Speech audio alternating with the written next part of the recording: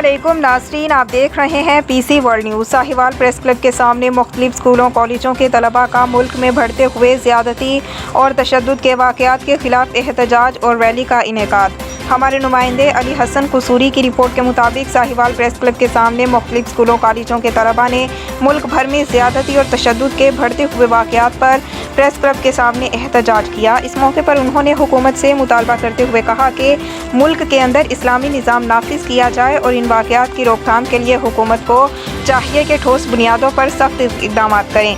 बाद अज़ां इसी सिलसिले में एक रैली का इनेकाद भी किया गया, जिसमें तलबा की कसीर तादाद ने शिरकत की।